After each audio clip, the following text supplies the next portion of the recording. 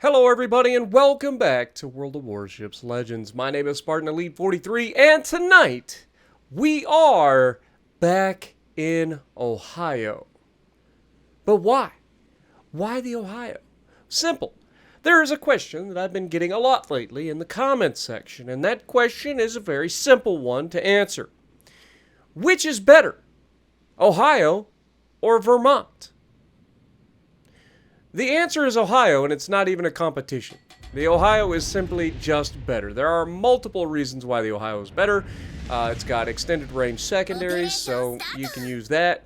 It's got the versatility of being able to be run as a tank build or a secondary build, or you know what I'm saying, like a secondary tank build or an accuracy build or just a raw damage build, which we tend to run raw damage. We run the Azure Lane, New Jersey, which is why we have catapult fighters instead of spotter planes, because we have Arthas, and Arthas got buffed recently, right?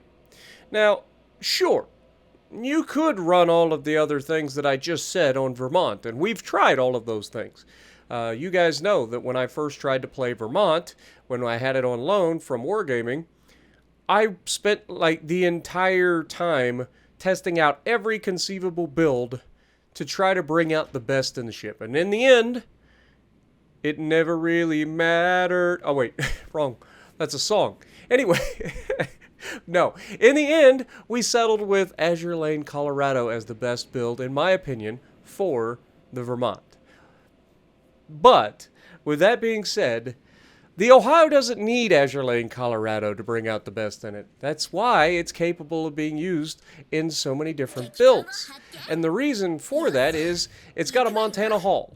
We've already discussed Montana, in terms of just raw tankiness, if you learn to angle the ship correctly, the Montana hull is one of the tankiest ships that there is. Like, it just is. Obviously, first shot out, 31,000 damage thanks to Arthas, as we score 4 hits, one of them being a Citadel. Henri definitely was not happy about that, but, you know, he beaches himself and then immediately starts backing up while he's still spotted, and so we go ahead and try to take a shot over the top of the island. We've still got Arthas active, because Arthas is no longer, like, super limited, and, bonk. Of course, we leave him with just enough to get away. Shocker.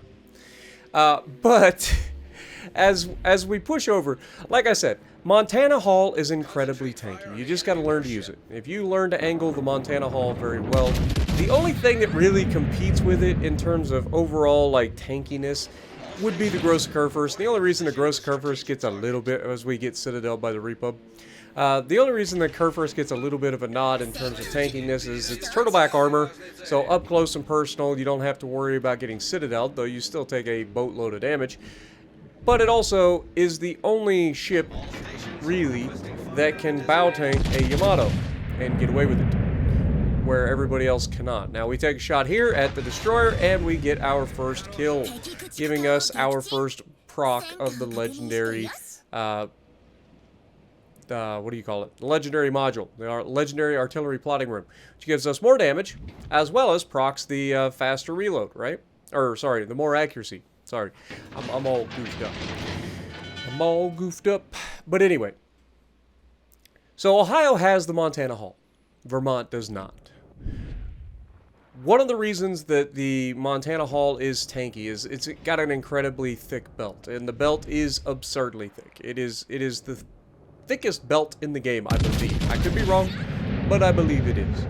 But it also sets relatively low in the water, meaning that unless you just do something incredibly stupid, like sailing broadside, like we did earlier, where we were just kind of sailing willy-nilly, disrespecting a République, which we already know can absolutely Citadel any battleship at any range. It does not matter. The République does not lose that penetration as a lot of other ships do over range. It just doesn't. I mean, I've Citadel'd Yamatos multiple times at maximum range with the Repub. It's kind of absurd. But one of the only downsides of the Ohio, much like her, I would say sister ship. It's not really a sister ship. We'll just call it her older sister, the Georgia. One of the downsides is you don't have that many guns. One of the Upsides is they reload really quickly, and then they're 18 inches, obviously. So you overmatch all of the 30 mil ships. Now, at Tier 7, the Georgia really only overmatches the Edinburgh, or now it overmatches Edinburgh and the Bortos. But that's all. There's not a lot out there. But we reach out and slap the Louisiana here, and we're going to keep pushing around the corner.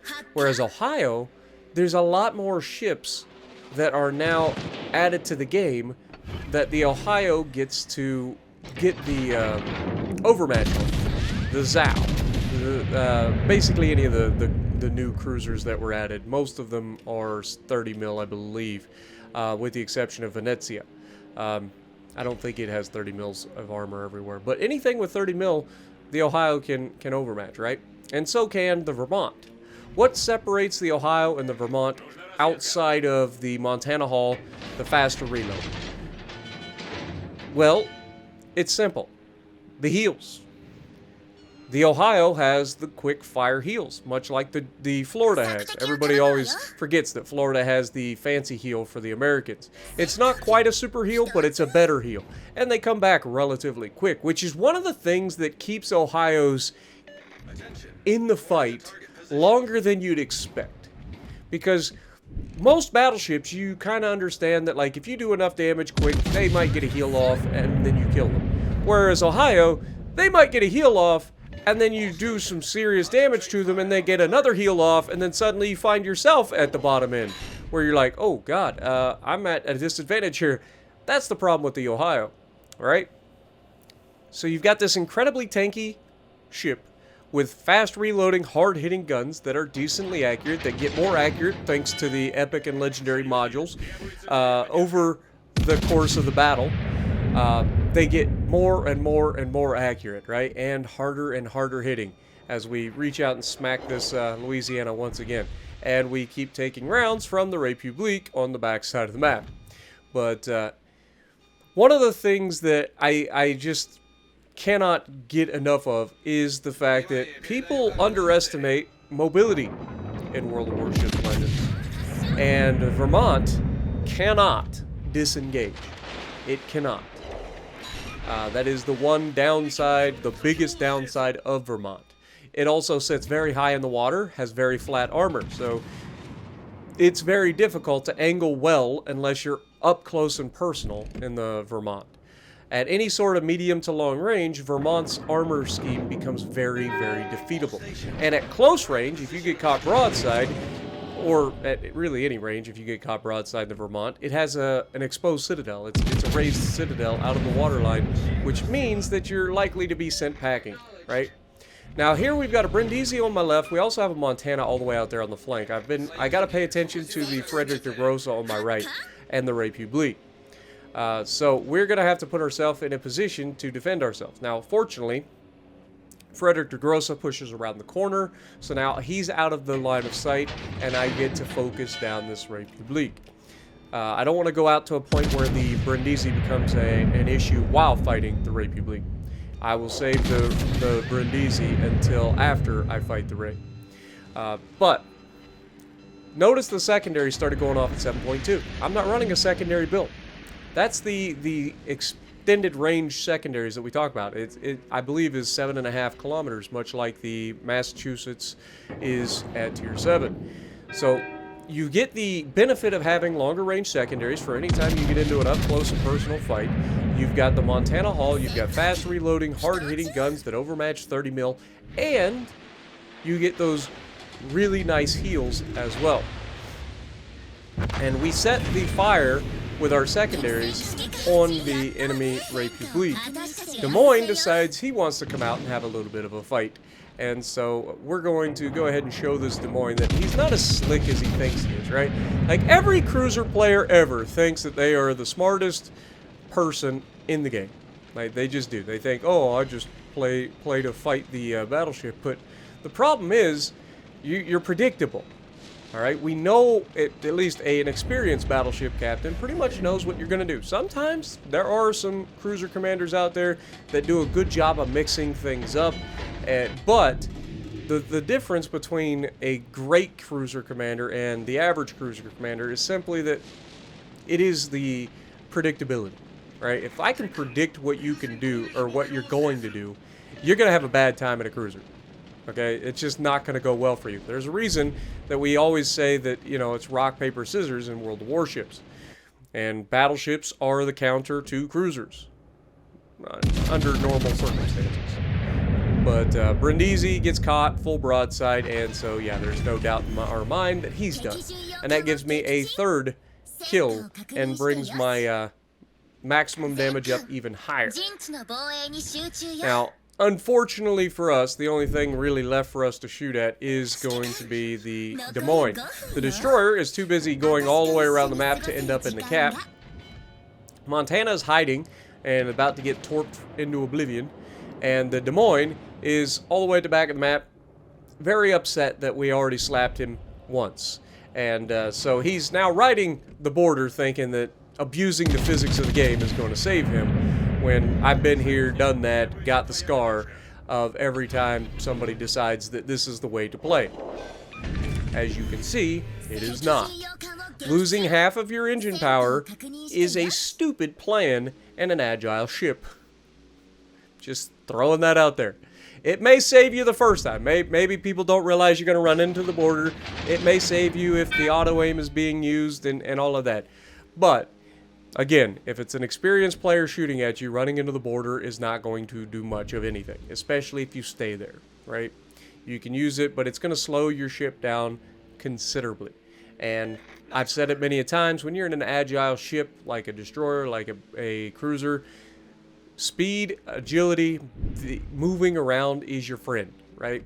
Anytime you take that away, whether it be hiding behind an island, whether it be anything. You can see here, I just take a blind shot into the cap, and you can see I don't even get spotted. So either he's behind the island, or he's outside my shooting range. So it doesn't matter, right? I'm going with he's outside my shooting range. But yeah. So back to the question at hand, everybody that has been asking lately, which is better, the Ohio or the Vermont? It's Ohio. It's not even a question. It's not even close. The downside of Ohio, the only downside of Ohio, is that you just can't get it anymore, right? As far as I know, there are no plans to bring it back. It may come back at some point in the future, but there's no guarantee of that. If anything, it'll probably be in a crate for some absurd low drop chance that tries to get people to spend a whole crap ton of money to gamble on a potential drop of an Ohio. But yeah, unfortunately, if you didn't get it while it was out, you're probably never going to get the Ohio, because it is incredibly strong, and I don't think that they will bring it back unless, like I said, it'll be a crate with an extremely low drop chance or something like that. Which is what they did with the Jean Bart, until they made a knockoff Jean Bart by the La Foudre. But that's a tale for another day. But Ohio is just superior in every single way. Vermont, the only thing that Vermont has is number of guns. That is it. There's no other advantage that Vermont has over Ohio. So let me know what you guys think down in the comments below. Do you agree with me? Do you disagree? But pretty strong showing again. 4 kills, 3,250 base XP, top of the leaderboard, Confederate high cal. Not too shabby. And if you like what I'm doing, punch the like button, leave a comment below, subscribe to the channel if you haven't already, and as always, I will see you in the next video.